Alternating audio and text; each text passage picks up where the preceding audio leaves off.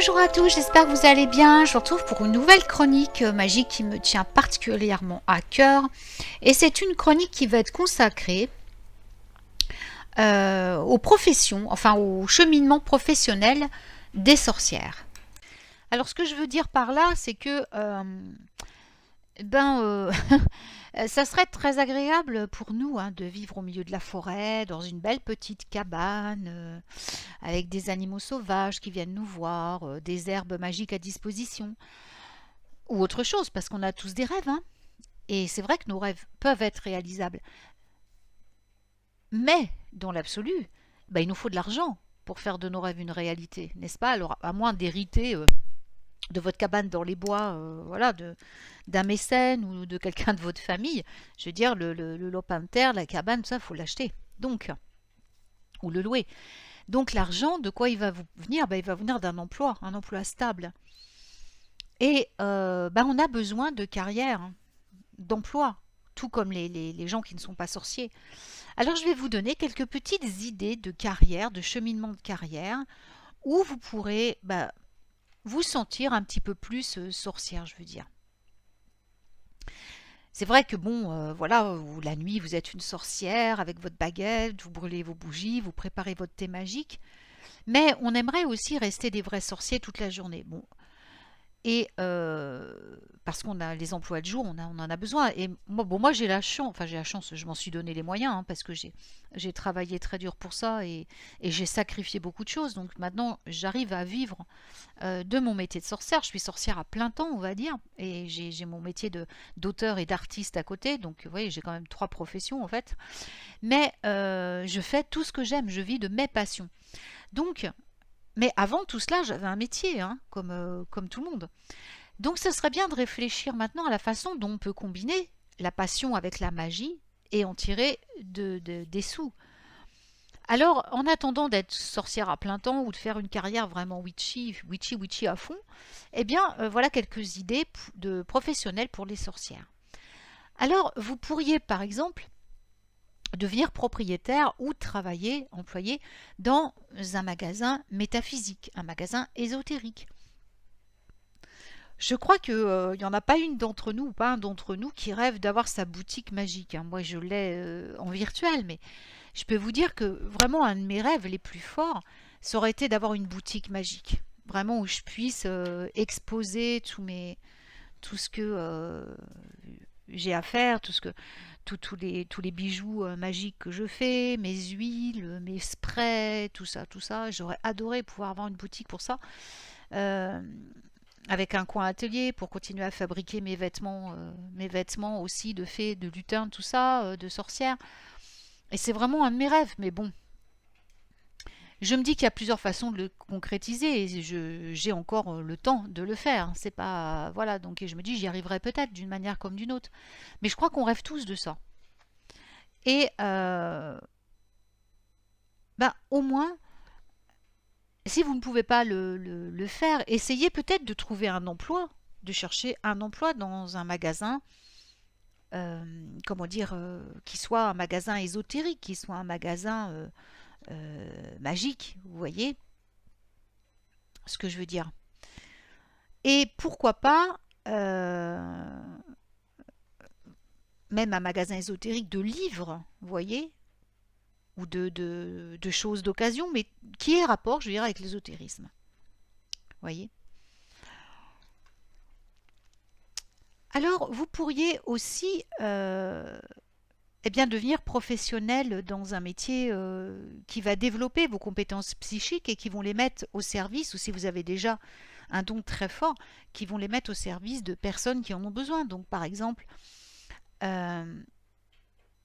vous pourriez faire des lectures d'oracle, de tarot, vous voyez, des lectures de vraiment de tous les systèmes de divination dans lesquels vous êtes doué, vous voyez. Vous pourrez monnayer ces services, il n'y a pas de mal à ça. Il faut bien qu'on travaille, nous aussi qu'on gagne notre vie. Vous pouvez monnayer vos services en étant, je veux dire, vos dons, je veux dire, et les mettre au service d'autrui en les monnayant. C'est aussi, et puis peut-être que ça peut déboucher sur une vraie carrière, on ne sait jamais. Vous pourriez aussi vous lancer dans des carrières d'agriculture, de jardinage.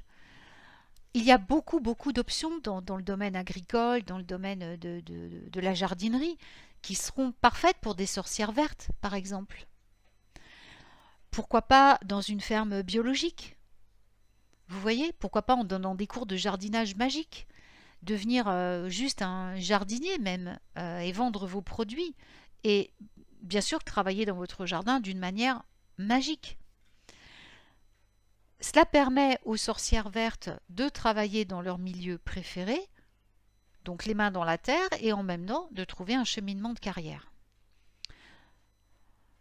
Vous pouvez même essayer d'ouvrir votre propre ferme biologique, hein, petite fermette biologique, hein, pourquoi pas. Vous pouvez même vendre vos graines à distance ensuite, voyez. Vous pouvez cultiver vos fleurs, vos légumes, et de vos graines bio et sorcières que vous avez faites, bah, vous les vendez après à distance par Internet. C'est tout à fait faisable, hein. Vous pouvez aussi être comme beaucoup d'entre nous le sont, sage-femme ou infirmière holistique. Vous voyez, le domaine médical est extraordinaire pour de nombreuses raisons, hein, mais il a aussi beaucoup de défauts.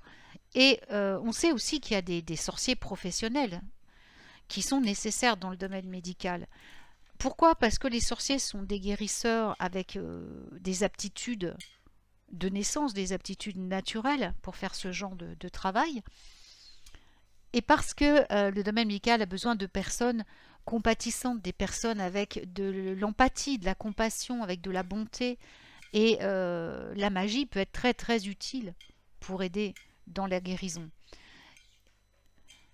Donc, vous pouvez très bien allier votre métier de witch et le métier de sage-femme, d'infirmière, tout ça, et vous mettre à votre compte ou travailler dans un cabinet d'infirmier, mais y inclure votre magie tout en faisant vos soins. Vous voyez, moi, quand j'étais aide-soignante, j'incluais ma magie dans le soin aux patients. Je rajoutais ma touche personnelle, bien sûr sans en parler à personne, mais je leur apportais aussi, par le biais de la magie, une guérison plus facile et plus rapide, grâce à, voilà, à des charmes, à du magnétisme, des choses comme ça.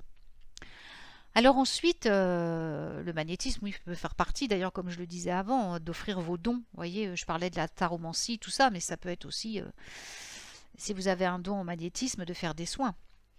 Alors vous pourriez aussi être acupuncteur ou herboriste, vous voyez, euh, travailler dans une herboristerie, hein, dans un cabinet d'acupuncture aussi. Vous pourriez aussi, donc comme je le suis, être propriétaire d'une petite entreprise sorcière. C'est-à-dire que bah, vous pourriez carrément faire de votre métier de sorcière votre gagne-pain. Hein. Donc voilà, moi j'ai mes cours en ligne, j'ai ma boutique magique, j'ai mes soins à domicile, j'ai mes soins à distance, j'ai mes stages et tout ça. En fait, j'ai transformé ma passion et mon don de naissance dans mon gagne-pain. Donc là, vous pouvez aussi faire la même chose, essayer de tenter la même chose. Vous pouvez commencer en gardant votre travail alimentaire à côté, puis après développer votre métier à côté. Ensuite, vous pourriez être également comme moi, auteur sorcier. Je suis partiellement auteur moi aussi. J'ai combiné mon amour pour l'écriture avec mon amour de la sorcellerie. Et bien sûr, ça me permet bon voilà, ça me permet pas de vivre vraiment parce que c'est mon premier livre que j'ai écrit et voilà, faut que ça se fasse. Mais au moins, ça me rapporte un petit peu d'argent tous les ans et voilà, c'est le début peut-être d'une très belle aventure d'auteur. Si vous êtes passionné, sorcière, passionné par l'écriture, vous pouvez écrire des livres de science-fiction, par exemple, ou de sorcellerie, ou les deux mélangés. Ou bien même, vous pouvez être correcteur. Vous pourriez demander d'être correcteur spécialisé dans les ouvrages ésotériques, par exemple. Vous voyez, comme ça, vous gardez un pied dans la magie et vous apprenez des choses. Alors ensuite, une très belle carrière, c'est d'être vétérinaire, bien sûr, ou dans le sauvetage des animaux. Parce que nous, c'est un de nos rôles de protéger les animaux, de s'occuper d'eux, de les protéger. Donc vous pourriez être dispenser des soins aux animaux, assistant vétérinaire, ou travailler dans des zoos, dans des équipes de sauvetage, dans des fermes. Vous pourriez travailler vraiment, il y a plein d'endroits où il y a des animaux dans lesquels vous pourriez exercer également vos compétences de sorcière et travailler d'une de nos passions. Vous pourriez aussi travailler chez un apiculteur ou devenir apiculteur. Ce sont des animaux sacrés dans notre art antique et aujourd'hui, eh bien, la production alimentaire repose quand même sur la pollinisation par les abeilles, notamment les bourdons, etc., tous les insectes pollinisateurs. Et ça serait une bonne chose d'allier notre carrière de sorcière à l'apiculture et à la localisation, parce que moi j'ai un peu de mal avec ce mot, des abeilles. J'ai une amie qui le fait, ça, elle élève des abeilles.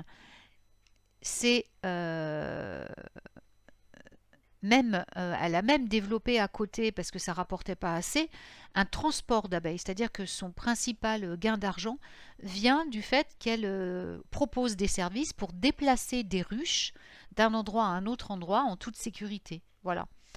Donc, elle peut venir retirer des abeilles des endroits dangereux et les relocaliser, pardon, là où elles peuvent prospérer. Vous voyez, il y a plein d'idées en fait. Alors, vous pourriez être aussi travailler dans la brasserie. Alors, et dans, je veux dire, tout ce qui est boisson, tout ce qui est alimentaire, vous pouvez tout à fait enchanter chaque jour les menus de vos clients ou les boissons de vos clients, comme je le faisais quand j'étais en pub, les enchanter pour leur apporter davantage de bonnes choses alors que vous les servez, alors que vous leur dispensez de la boisson. La bière, c'est une boisson divine, hein, c'était considéré comme une boisson divine. Vous pouvez très bien ouvrir une petite brasserie ou travailler dans une petite brasserie. Vous savez qu'en Égypte ancienne, les ouvriers étaient payés en pain et en bière principalement, et que les femmes étaient des brasseurs de bière jusqu'aux années 1500. Voilà. Et pourquoi elles ont arrêté? Parce que les gens ont commencé à les accuser de sorcellerie, les brasseuses. Et oui. Donc, vous pouvez être brasseur et aussi copropriétaire d'une brasserie. Vous pourriez infuser des herbes ou des cristaux magiques dans les infusions et que vous offrez. Ça vous ferait vraiment un bar magique, un truc, voilà. Il y a tellement de possibilités quand on a d'imagination. Pourquoi pas éduquer vos clients à la magie en leur montrant comment on enchante des boissons, comment on les prépare d'une manière magique, vous voyez. Vous pouvez aussi dédier des boissons aux dieux, aux déesses, voilà. Vous pourriez aussi, comme je l'ai été à une époque, être tatoueur. Alors si vous avez un don pour le dessin ou la peinture et que vous voulez en faire carrière, vous pourriez aussi être dans le tatouage. J'ai été peintre, mais j'ai été aussi tatoueur. Et c'est vraiment sympa parce que les gens demandent des tatoueurs sorciers. Vous voyez, ils sont difficiles à trouver. Et certains tatoueurs qui ne sont pas tellement d'accord pour tatouer des caractères spirituels. Et d'autre part, il y a des gens qui demandent à se faire tatouer des trucs spirituels sans savoir ce que c'est. Et vous savez très bien qu'un symbole qu'on impose déjà, c'est assez dangereux si on ne sait pas ce que c'est ni l'utiliser.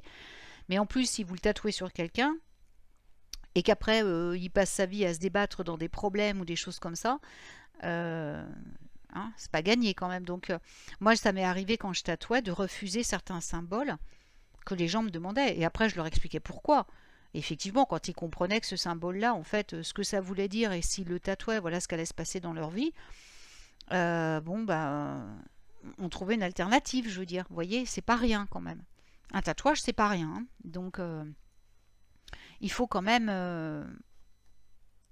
voilà, quand on a affaire à des tatoueurs qui sont aussi magiciens et sorciers, c'est très bien, parce qu'ils peuvent nous prévenir des dangers de tel ou tel tatouage, de tel ou tel symbole qu'on veut se faire graver dans la peau quand même, et auquel on offre notre sang, hein, c'est quand même pas rien. Alors ensuite, vous pourriez être coiffeuse, vous voyez. Pourquoi? Parce que vous pourriez tisser de la magie dans la coiffure des gens, vous voyez. Vous pourriez vous occuper de leurs ongles aussi, parce que vous pourriez, avec le choix des couleurs, des motifs, eh bien, leur donner de la magie à ces gens-là, vous voyez. Vous pourriez leur proposer des ongles ornés de lune, d'étoiles, etc., vous voyez. Et pourquoi pas je veux dire, un coiffeur sorcier proposer aux gens, voilà, moi je vous fais de la coiffure, mais c'est magique, hein. Je vous coiffe pas n'importe comment, j'y mets de la magie, je vais vous tresser les cheveux, mais dedans, c'est la magie des nœuds, c'est-à-dire je vais y inclure, je vais travailler avec les guides et je vais y inclure de la magie, vous voyez, c'est très important. Et ça pourrait être quelque chose de tout à fait révolutionnaire et magique. Alors ensuite, la fleuriste aussi. Alors moi, j'ai été fleuriste. Moi, j'ai fait j'ai fait mille et un métiers, hein, je vous le dis tout de suite, j'ai pas arrêté. Et donc, mon premier métier, avant même d'être peintre en décor et en lettres, ça a été fleuriste. Et c'était fantastique, hein, je ne vais pas vous décrire pourquoi. Pourquoi fleuriste? Ben, alors là, pour les sorcières vertes, c'est extraordinaire, hein. Là, on peut vraiment s'éclater. Et puis en plus, bah, ça nous permet de recycler, même des fois, plutôt que de jeter. Quand les roses se fanent, on récupère nos pétales pour nos charmes. Pareil avec les autres pétales de fleurs, on peut en plus recycler nos fleurs. Voilà, et puis, vous pouvez surtout distiller de la magie dans les bouquets que vous allez créer, vous voyez. Vous pourriez aussi être cuisinier ou chef pâtissier. Et voilà, là, on tape dans la sorcellerie de cuisine. Donc ça, vraiment, carrière dans les arts alimentaires. Ça doit être fantastique en tant que sorcier, ouvrir un restaurant sorcier avec ou proposer nos services, voilà, avec un menu magique où là vous allez ensorceler tous les plats que vous allez préparer. Vous pourriez aussi être gardien, garde forestier dans un parc, dans une forêt, les garçons là. Ça peut être génial, ça. Bon, je vous décris pas pourquoi, vous vous en doutez bien, hein. Vous allez prendre soin de la faune, des arbres, de la flore. Vous allez vous assurer que les gens sont en sécurité, qu'ils ne causent pas de problème à l'environnement. Vous allez pouvoir faire vos récoltes magiques, voilà, autant que vous voulez, quoi. Et vous pourriez aussi, en même temps que si vous voyez des gens et que vous voulez les instruire un petit peu dans votre art magique, eh ben pourquoi pas. Vous pourriez aussi, alors ça j'adore, être bibliothécaire. C'est un métier que j'aurais adoré faire parce que moi j'adore lire. Donc c'est un travail formidable parce qu'alors là, pour trouver des sources, il n'y a rien de mieux, quoi. Donc si vous aimez lire, ben alors là, essayez de vous faire embaucher dans une bibliothèque, hein. Moi franchement, j'aurais adoré ça. Vous pourriez aussi devenir historien ou anthropologue, vous voyez. C'est les sorcières qui adorent l'histoire, qui sont et c'est de toute façon c'est la meilleure source pour nous pour apprendre, hein, l'histoire entre nous avec tout ce qu'on peut retrouver comme source magique en déterrant les choses, on va dire. Donc voilà, c'est vraiment époustouflant et c'est une très belle carrière. Et enfin, une autre idée, bah, vous pourriez être, comme je le fais aussi, créatrice de mode ou couturière. Et de là, eh bien, vous allez concevoir, teindre, tisser, coudre des textiles. Et ça existe depuis la nuit des temps. Et en fait, parfois, les sorcières étaient même accusées de voler sur des quenouilles ou des fuseaux à l'époque médiévale, parce que c'était un devoir quotidien d'une femme au foyer, et un devoir dans lequel les femmes pouvaient souvent se perdre dans l'instant présent, c'est-à-dire entrer en transe, et sans oublier les divinités qui sont intimement liées au tissage, les Nornes, Bertha, Freya, grand-mère araignée, etc. Il y en a plein d'autres. Donc si vous aimez la mode, la couture, le design de mode, le stylisme ou la couture, et tant qu'à faire de coudre des vêtements de sorcière, de fées ou d'elfes, eh bien c'est une bonne option magique pour gagner votre vie, vous ne pensez pas? Petite entreprise, hein. Ça peut très bien fonctionner. Donc voilà, pensez à cette chose de la vie qui vous passionne le plus, combinez-la avec vos compétences et connaissances en sorcellerie et réfléchissez à la façon dont vous pouvez en faire un travail ou un cheminement de carrière. Œuvres d'art, fitness, affaires, mode, guérison, enseignement, etc. etc. hein. Vous savez, des sorcières professionnelles, on en a besoin dans chaque industrie, ne serait-ce que pour notre façon unique de voir les choses et de les pratiquer. Alors il existe des centaines d'emplois et de cheminements de carrière pour les sorcières, et ceux-là n'attendent que vous pour commencer à devenir magique. Voilà. Eh bien, je vous souhaite une très belle journée. J'espère que cette chronique vous aura plu et je vous retrouve très vite pour de nouvelles aventures magiques. Prenez soin de vous.